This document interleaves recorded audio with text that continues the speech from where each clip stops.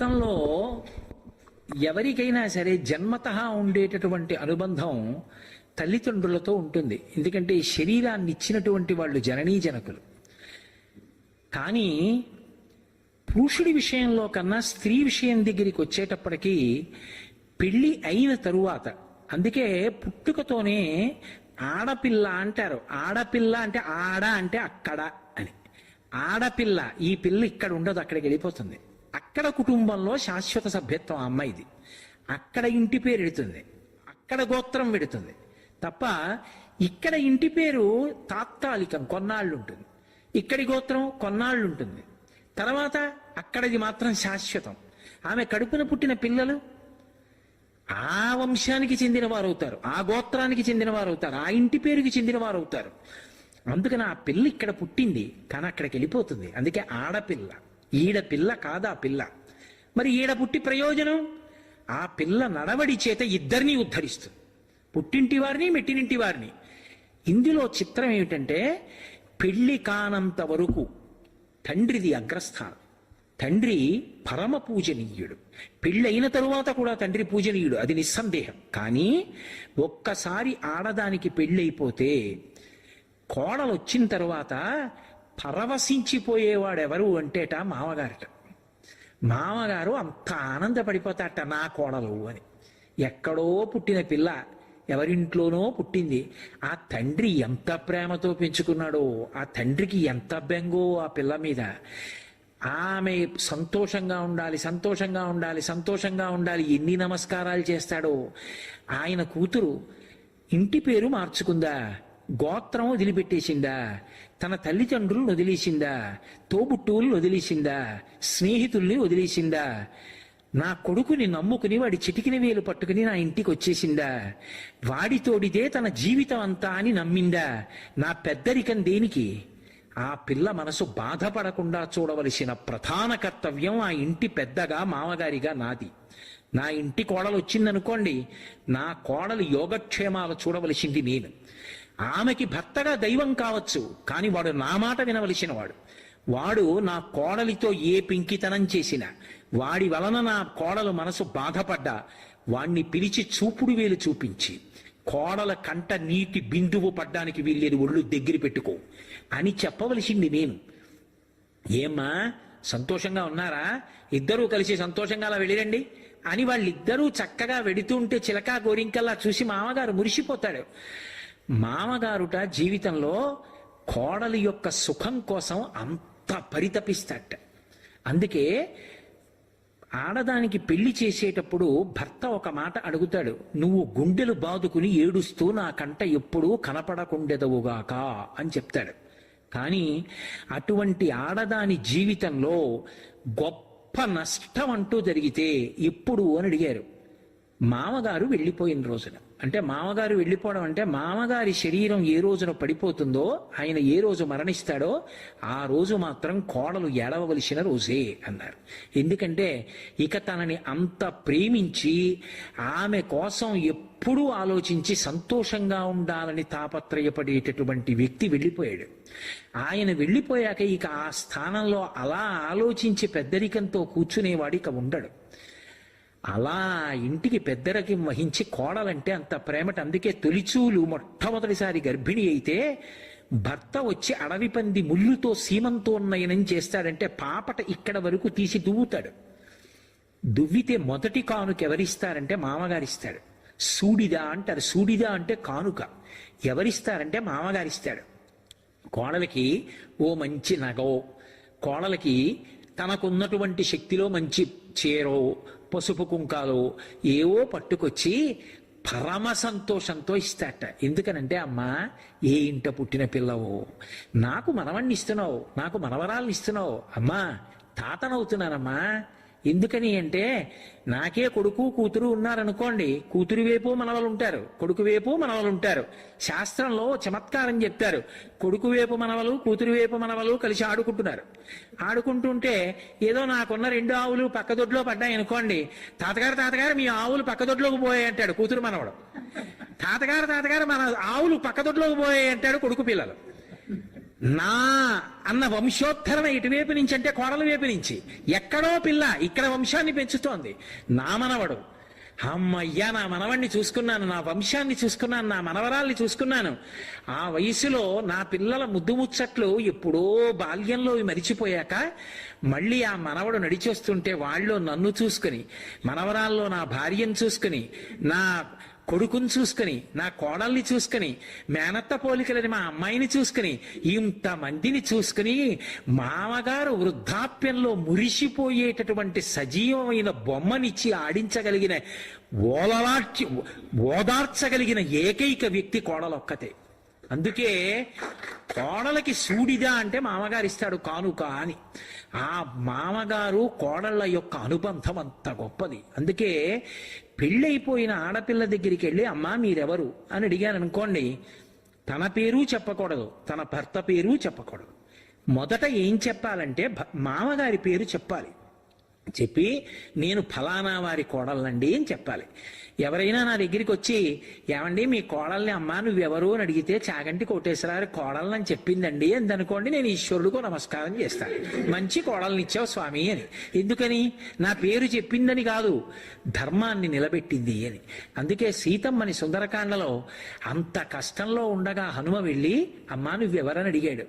అడిగితే పృథివ్యా రాజసింహానాం ముఖ్యస్య విదితాత్మన స్నుషా దశరథస్యాహం శత్రు సైన్య ప్రతాపిన అంది. చనిపోయిన మామగారైనా తక్కువ చేయలేదు. ఆ మామగారు కోరికలు కోరబట్టే మా ఆయన వచ్చేసాడు ఇన్ని కష్టాలు పడుతున్నాను అనలేదు. ఎంత గౌరవించి మాట్లాడిందంటే స్నుషా దశరథస్యాహం శత్రు సైన్య ప్రతాపిన, శత్రు సైన్యములను చందరవందర చేసినటువంటి పరమశక్తివంతుడు, అంతటి పరాక్రమవంతుడు మా మామగారు. ఆ దశరథ మహారాజు గారి పెద్ద కోడళ్ళది. ధర్మాన్ని నేర్పింది సీతమ్మ.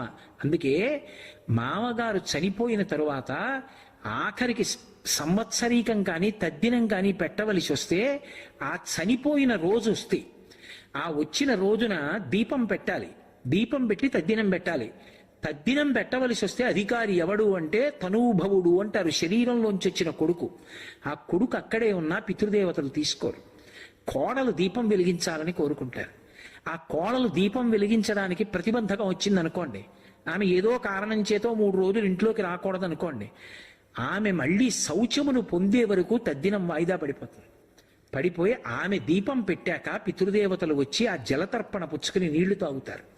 కొడుకు మీద ప్రేమ కన్నా శరీరాలు వదిలిపెట్టేశాక కూడా కోడల మీద అంత ప్రేమతో ఉంటాట మామగారు. అప్పుడు కూడా తద్దినం పెట్టేటప్పుడు కోడలు దీపం వెలిగించాలని కోరుకుంటాడు. ఆ కోడలంటే అత్తమామలు అలా ఉండాలని, కోడలంటే అత్తమామల్ని సేవించాలని శాస్త్రాలు చెప్తున్నాయి. శ్రావణ మాసం వచ్చింది కదూ, వరలక్ష్మీ వ్రతం చేస్తారు. వరలక్ష్మీ వ్రతంలో లక్ష్మీదేవి చారుమతికి దర్శనమిచ్చేందుకు అనుగ్రహించింది. ఒక్కటే మాట చెప్పారు, శ్వశ్రు శ్వశురయోర్ముదా అని చెప్పింది భవిష్యోత్తర పురాణం. ఆమె అత్తమామల్ని సేవించింది. ఈ సేవించడం అంటే మామయ్య గారండి ఈ పలహారం చేయండి, మీకు పడదు, ఇది తినండి, కన్న కూతురు కన్నా కూడా ధైర్యంగా చెప్పింది. మీకు ఒక పెద్ద రహస్యం చెప్పన అనుష్ఠానంలో. ఒకసారి మామగారు దీక్షలో ఉంటే దీక్షితుడై ఉండగా, అది చాలా పెద్ద పెద్ద దీక్షలయ్యి ఉంటే కడుపున పుట్టిన కూతురు కూడా వండకూడదు, కోడలు వండి పెట్టాలి. కోడలకు అధికారం ఉంటుంది. అంత గొప్పది కోడలంటే. అందుకే శ్వశ్రు శ్వశురయోర్ముదా.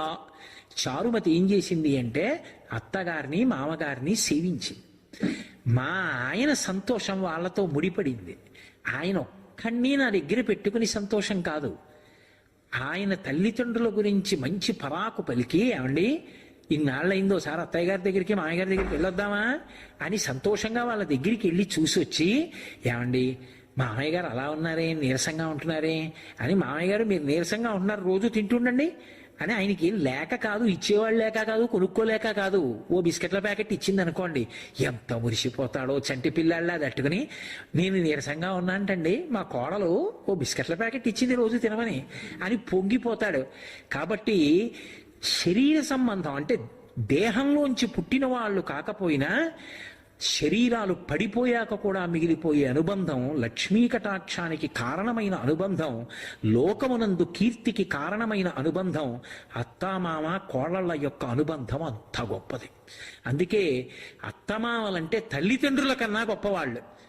తండ్రి మామగారు అలా పక్క పక్కన నిలబడితే పెళ్ళైపోయిన ఆడపిల్ల పుట్టింట్లో ఉన్నా సరే మొదటి నమస్కారం మామగారికే చెయ్యాలి. అందుకే సీతమ్మ, దశరథ మహారాజు గారు చనిపోయాడు, రాముడు పరిగెత్తుకొచ్చాడు సీతమ్మ దగ్గరికి. మా నాన్నగారు చచ్చిపోయాడు సీతమ్మ అనలేదు. ఆయన అన్నాడు, సీత మృతస్తే శ్వశుర పితాహీనోసి లక్ష్మణ అన్నాడు. సీత, మీ మామగారు చచ్చిపోయారు, లక్ష్మణ నీకు నాన్నగారు చచ్చిపోయారు అన్నాడు. అదేమిటి, మా నాన్నగారు చచ్చిపోయారంటే సరిపోదా? కాదు, సీతా మృతస్తే శ్వశుర, సీత నీకు మామగారు చచ్చిపోయాడు.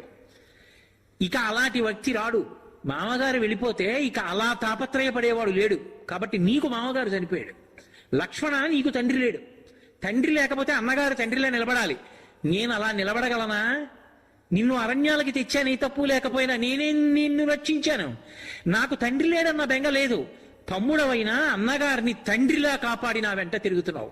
కాబట్టి నాకు తండ్రి ఉన్నట్టే. సీత, నీకు మాత్రం మామగారు లేడు. లక్ష్మణ, నీకు తండ్రి లేడు. అంటే రామాయణంలో దశరథ మహారాజు గారు వెళ్ళిపోతే సీతమ్మతో రాముడంత గంభీరమైన మాట మాట్లాడాడు అంటే ఎంత గొప్పవాళ్ళో అత్తామామలు కోడళ్ళ యొక్క అనుబంధం ఆలోచించండి. కోడల్ని అంత ప్రేమగా చూసుకోవాలి. కోడల్ని కూతుర్ని ఇద్దరినీ తీసుకుని మామగారి చీరలు కొనిపెట్టడానికి వెళ్ళాడు అనుకోండి, ఇద్దరూ కూడబలుక్కుని ఒకే రకం చీరలు కొనుక్కొని మామయ్యగారండి డబ్బు కట్టేయండి అన్నారు అనుకోండి, అది వాళ్ళ హక్కు అనాలి. అంటే కదా మురిపం. ఇద్దరిది 1000 రూపాయల చీరలే అయినా కూడా 2000 ఇచ్చి ₹1 పైన పెట్టి ఇది మా కోడల చీరకి అని వచ్చేయాలి. కోడలకి 1001 రూపాయి చీర, కూతురికి 1000 రూపాయల చీర. ఎందుచేతంటే తన శరీరం పడిపోయాక కూడా ఉద్ధరించేది కోడలు, తన వంశాన్ని నిలబెట్టింది కోడలు, తనని తాతని చేసింది కోడలు, తన జీవితంలో సమస్త సంతోషాలకి ఆలవాలవా కోడలు. అటువంటి కోడల విషయంలో రూపాయి ఎక్కువ పెట్టాలి తప్ప తక్కువ పెట్టకూడదు. కూతురు కన్నా కోడలు గొప్పది. నేను చెప్పట్లేదు ఈ మాట, శాస్త్రాలు చెప్తున్నాయి. నా కూతురు ఒక ఇంటి కోడలు, అప్పుడు దాన్ని మా అలమావగారు చూసుకోవాలి. వేరొకరి కూతురు నా కోడలు, అప్పుడు నేను చూసుకోవాలి అంత ప్రేమగా. తండ్రిగా నా కూతురి విషయంలో ఆ ధర్మం, నా కోడల విషయంలో ఈ ధర్మం తప్ప కోడల్ని పరాయిదానిగా చూడకూడదు. కోడల్ని బయటికి పంపించి ఇంట్లో మాట్లాడుకోవడం తప్పు. ఆమె మెడలో ఏనాడు నీ కొడుకు తాళి కట్టాడో ఆనాడే ఆ ఇంటి కష్టసుఖాలన్నీ ఆమెకి తెలుసు. అంతే. ఏది మాట్లాడినా ఆమె ముందే, ఆమెకి తెలియనిది ఆ ఇంట ఉండదు. అది మొదట ఎవరు పాటించాలంటే మామగారు పాటించాలి. ఆమె నా ఇంటి సభ్యురాలు, నా కడుపున పుట్టిన కూతురు కన్నా గొప్పది. అందుకే ఏది కానివ్వండి ఆమె ముందే మాట్లాడాలి. అంతేగాని కొడుకుని పిలిచి రే కోడలకి చెప్పకి విషయం అని అనకూడదు. వాళ్ళిద్దరు వైభాగ్యం ఒకటే. కోడలకి చెప్పరా ఈ విషయం అని చెప్పాలి, ముందు కోడలకి చెప్పమని చెప్పాలి. అది మామగారికి ఉండవలసిన లక్షణం. అంత గొప్పగా మాట్లాడే అత్తామామలు కోడల యొక్క అనుబంధం గురించి